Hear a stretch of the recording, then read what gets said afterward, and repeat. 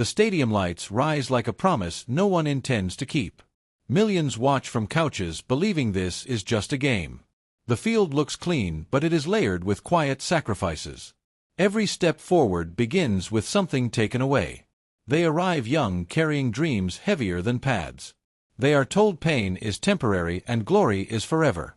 The league sells immortality but delivers expiration dates. From the first snap, the body learns it is expendable. Coaches speak of toughness as if it were currency. Medical rooms become checkpoints, not sanctuaries. Injuries are treated like inconveniences to schedules. The calendar matters more than cartilage. Contracts are written with exit doors hidden in fine print. The roar of the crowd drowns out internal alarms. Adrenaline masks damage long enough to cash a check. What breaks is not sudden but cumulative.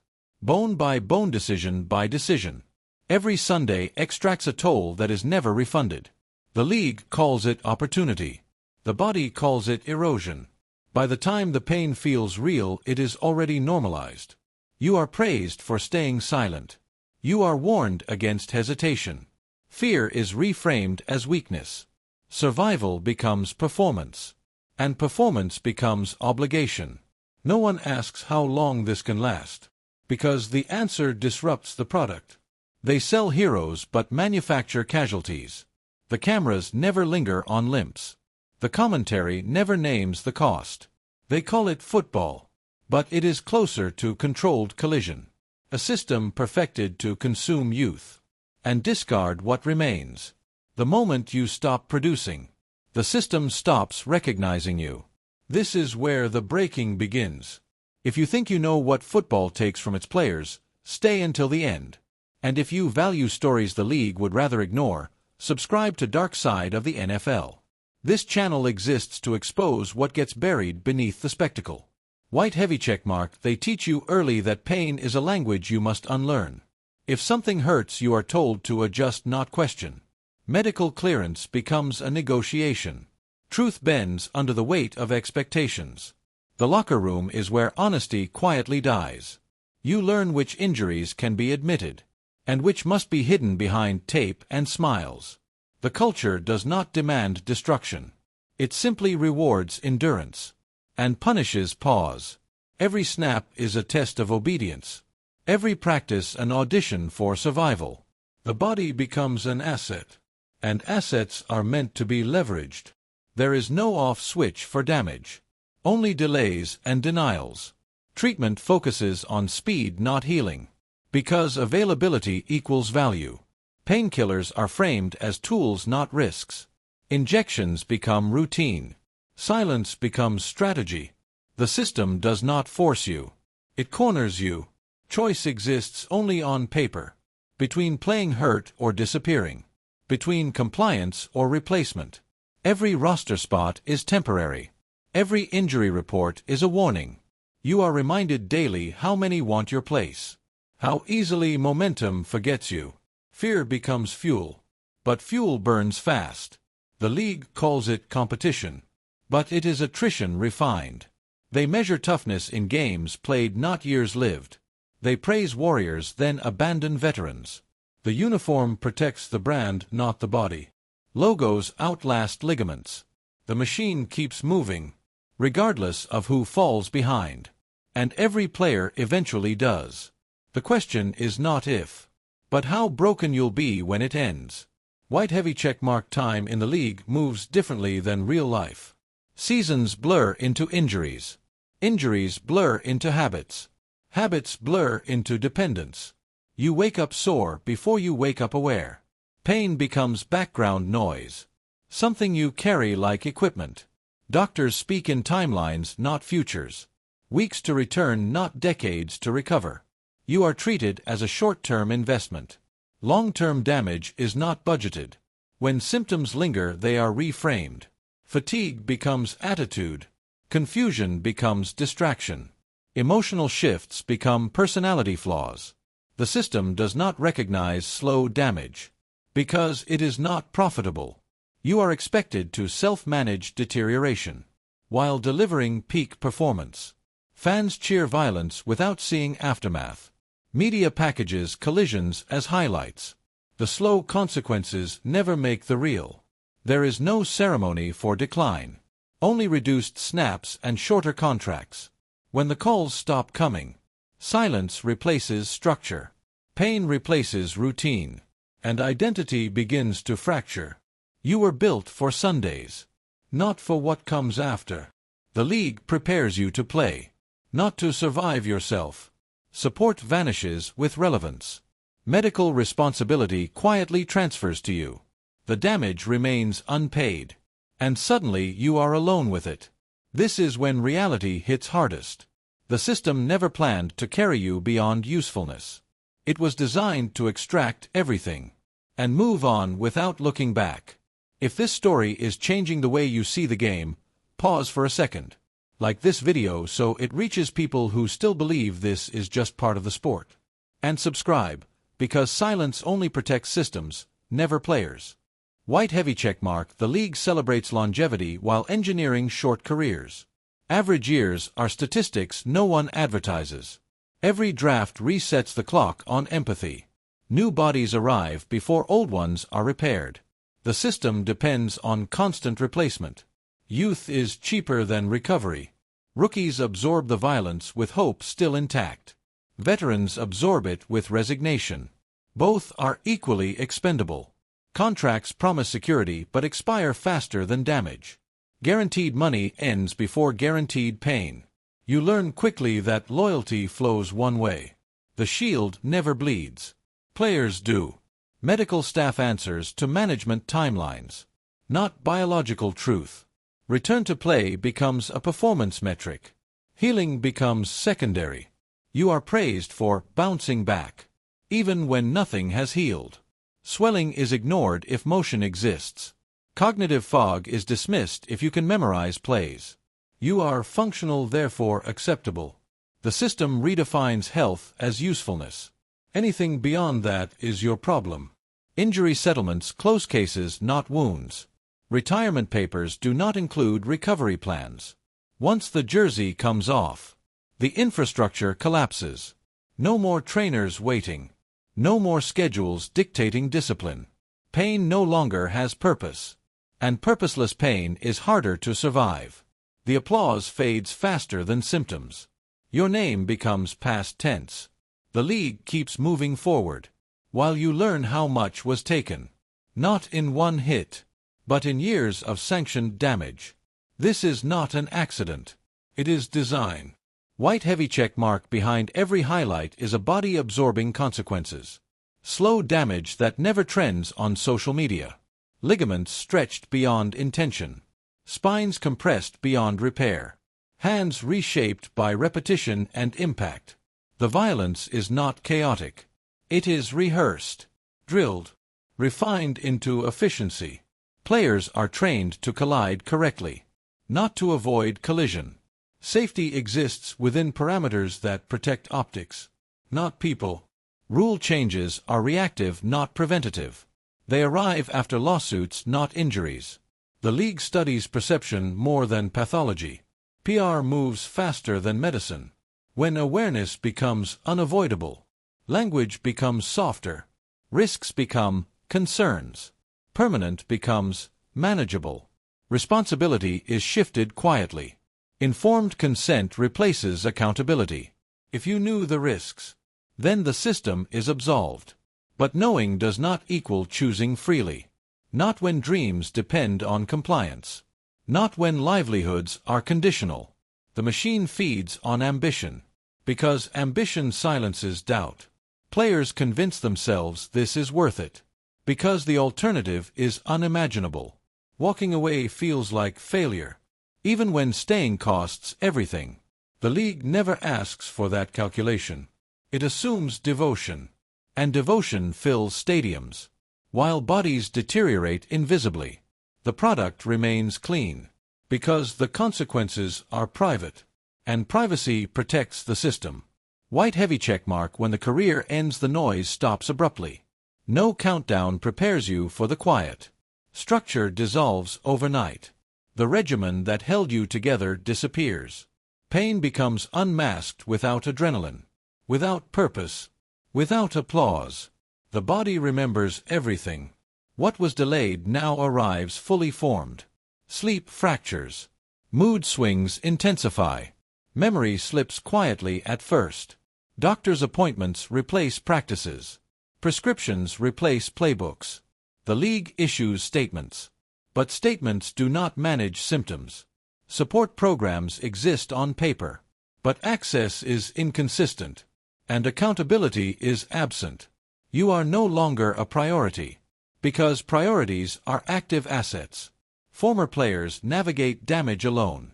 While the brand celebrates new stars, you watch from a distance, realizing the cycle never pauses. What happened to you is happening again, and again, and again. The system does not evolve. It adapts just enough to continue. Public concern fades with time, but damage does not. It accumulates silently, in homes far from stadiums. This is where the real cost lies. Not in lawsuits, not in headlines, but in lives permanently altered, long after the league has moved on. White heavy checkmark. The league markets toughness as virtue. Pain tolerance becomes moral currency. You are praised for silence, rewarded for endurance, conditioned to confuse suffering with strength. Injury reports reduce human damage to abbreviations. Questionable, probable. Language strips complexity and hides consequence. The locker room reinforces the myth that weakness is failure, that honesty costs opportunity. So players lie to coaches, to doctors, to themselves, because truth threatens careers, and careers define identity. The culture does not need to force compliance. It breeds it. Peer pressure does the rest. If everyone else plays hurt, you must too. Otherwise, you are replaceable. The fear of replacement is constant, lurking beneath every snap, every contract negotiation, every roster cut. The system weaponizes scarcity. There are always more athletes waiting, more dreams eager to trade health for a chance. This abundance removes incentive to protect. Why preserve what can be replaced? The league does not need to be cruel. Indifference is enough. And indifference scales efficiently. Across teams. Across seasons. Across generations. White heavy checkmark. Medical ethics bend under competitive timelines. Clearance becomes negotiation. Pain management becomes performance management. Doctors speak carefully, knowing whose interests pay their salaries. Independent evaluations exist, but independence is fragile. When careers depend on approval, the line between care and clearance blurs. Players learn which symptoms to hide, which words delay return. Concussion protocols rely on self-reporting. In a culture that punishes honesty, baseline tests become tools to beat later, not safeguards. Cognitive decline is invisible until it isn't. By then it is too late. The league invests in research, but distances itself from conclusions. Funding without accountability. Knowledge without responsibility. Studies become shields, used to delay action, while claiming progress. Meanwhile, the game speeds up. Athletes get bigger, stronger, faster. Collisions intensify. But protections lag behind evolution. Technology improves helmets, not biology. The brain remains vulnerable.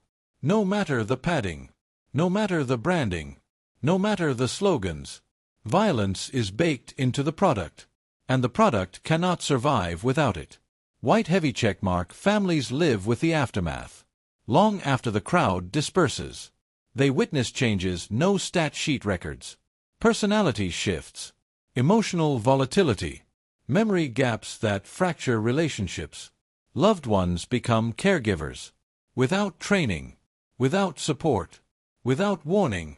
The league speaks of legacy, but avoids responsibility for its weight. Children grow up with fathers who are physically present, but cognitively distant. Marriages strain under unexplained rage or deepening withdrawal. These stories rarely reach prime time. They do not fit highlight reels. And tragedy without spectacle is inconvenient. So it remains hidden, fragmented, individualized, until patterns emerge too loudly to ignore. Then the league expresses concern, without admission, acknowledges pain, without causation.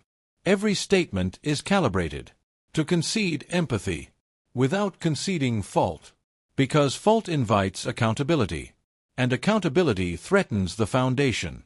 So responsibility is dispersed across teams, across doctors, across choices, until no one is truly responsible, except the player, who paid the highest price for a system that never breaks, even as it breaks everyone else. White heavy checkmark contracts turn bodies into assets. Guaranteed money becomes leverage. Non-guaranteed years become pressure. Every snap is an audition. Every season a survival test. Longevity is praised, but rarely supported. Short careers are treated as personal failure, not structural inevitability. Players are told to plan for life after football, while being denied the time to prepare. Off-seasons are no longer rest. They are optimization periods. Training never stops. Recovery is rushed, because competition never sleeps. The league celebrates Iron Men, those who never miss games, without asking why they never sit. The cost accumulates quietly, micro-traumas stacking daily, invisible damage compounding weekly. Painkillers normalize functionality, masking warning signals, allowing deeper injury. Dependence is reframed as discipline. As long as performance holds, the body adapts. Until it doesn't, then collapse looks sudden. But it was inevitable, built layer by layer, ignored sign by sign. The league praises resilience, but profits from denial. And denial is easier when consequences arrive decades later, after contracts expire, after careers end, after responsibility dissolves into memory. White heavy checkmark retirement does not bring relief. It brings silence. Structure disappears overnight. Schedules vanish. Purpose evaporates. Many players describe withdrawal, not just from competition, but from identity. The league prepares them to perform, not to exist without performance.